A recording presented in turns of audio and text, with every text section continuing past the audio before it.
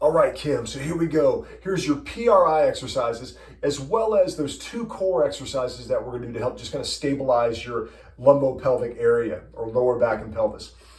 All right, let's dive into the PRI. Ball, balloon, and this ball, it doesn't even necessarily have to be this big.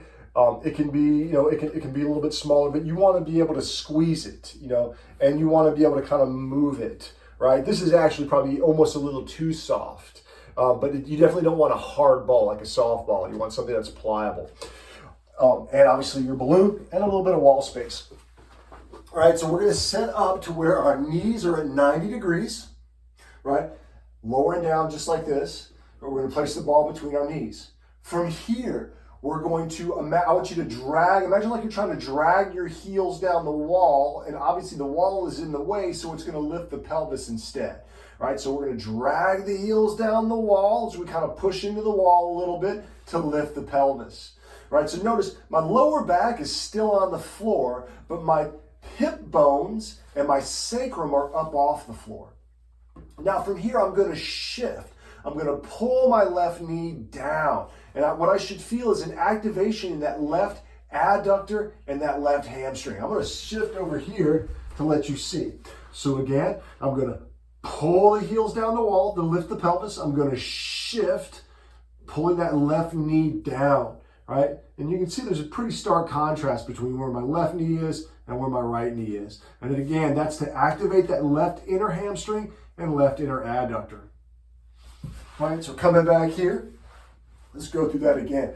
All right, I'm going to drag the heels down the wall to lift the pelvis. Lower back stays on the floor. I'm going to shift, pulling that left knee down. I'm going to hold that position. I'm going to blow into the balloon. I'm going to do 5 exhalations, and then I'm going to inhale through my nose. Now, as you exhale, you don't want to pinch off the balloon.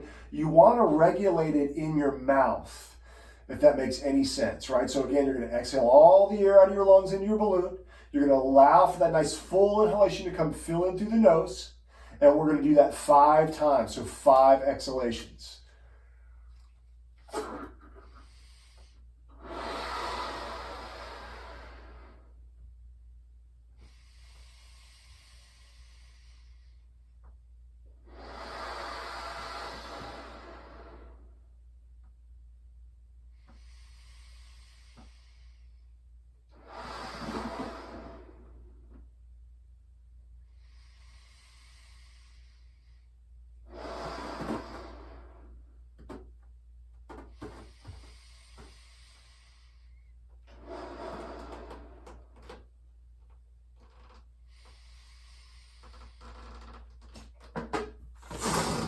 So on that, after that last inhalation, we'll take the balloon out, let it out, and then you'll release and you'll come on back down.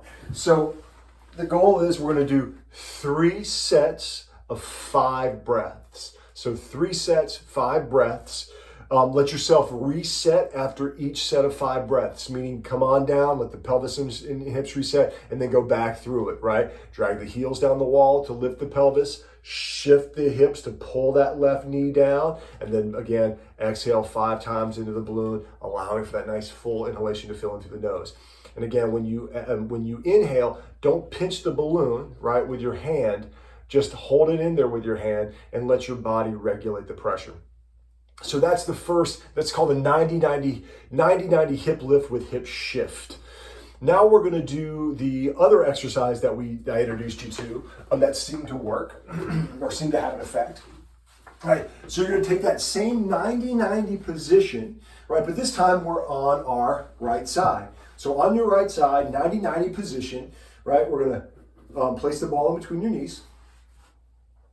And what you're going to do, you're going to press your feet into the floor, especially your right foot. You want your right foot to press firmly into the wall, Press your right foot firmly into the wall. And I like to I'll start this sometimes just kind of shifting the hips back and forth, just making sure, there's some mobility there. And then we're going to start, and what you're going to do is put a slight tuck in the pelvis. And then as you inhale, you're going to pull that left knee back. On your exhalation, you're going to squeeze the knees together. As you inhale, you're going to pull that left knee back. As you exhale, you're going to Squeeze the knees together. Again, inhale, pull the left knee back, exhale, squeeze together. And you're going to try to do it 4 times. Inhale, pull back without arching the back. Keep that pelvis slightly tucked and don't let the hips rotate. So you're really kind of almost like you're trying to suck that hip joint into the socket or pull that knee back. So the 4th one, exhale and squeeze, and it should feel like that little muscle, that little adductor is about to cramp, right? And then again, we'll do that same as we did with the breath, with the 90-90 hip shift. With we're going to do 3 sets of 4 pullbacks with the exhalation. So let's just do it again, right? So my knees are pretty much lined up here. I'm going to put that slight tuck in my pelvis. We're going to inhale, pull that left knee back just a little bit, and as I exhale, I'm going to squeeze.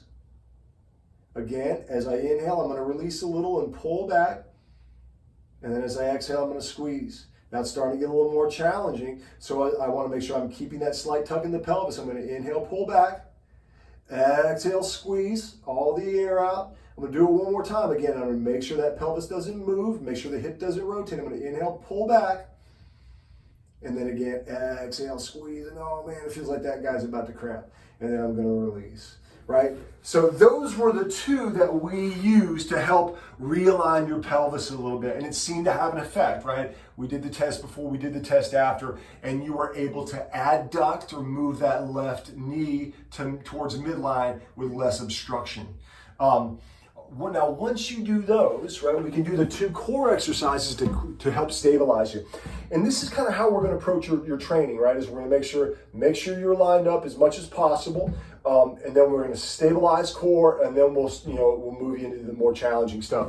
But just to recap on this guy, this is where we're going to go into what's called a hook lying position, knees in the air, feet on the floor, right? And this is your arms are going to be out just like this. Ball's going to be between your arms and your knees, and you can push down. I like to do it like this with the thumbs out. And what you're going to do is you're just going to exhale, squeeze, and let's just do it we'll do it with your breathing. So you're going to exhale, all the air out of your lungs. Really feel that core activate. Shoulders back and down. Really press the ball into the thighs. The head, the arms into the ball into the thighs, and then as you inhale, release. Again, as you exhale, we're going to squeeze.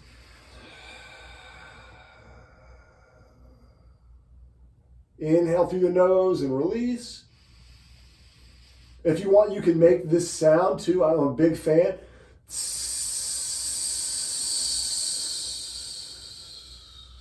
Really feel all these muscles contract. Again, as you inhale, release. And then again, exhale, squeeze and contract. One more time. Inhale, release. Exhale, squeeze.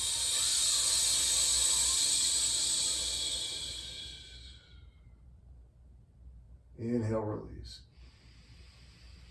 So again, that's something you can play with. It's going to fire up the lats a little bit, fire up the core. And then the other one that we're going to work on is just your hip bridge. And you know what you can do too, Kim, with this is we've been doing it somewhat dynamically, but to start off with, we're just going to squeeze the glutes, drive the hips up. And what I want you to do is, as long as this feels good, keep that core nice and braced. What we don't want is we don't want to be arching in the back, and we don't want to really be tucking either. We want to make sure the core's braced just as you did when you were doing the ball, right? Then you're going to raise on up. And let's just hold it first.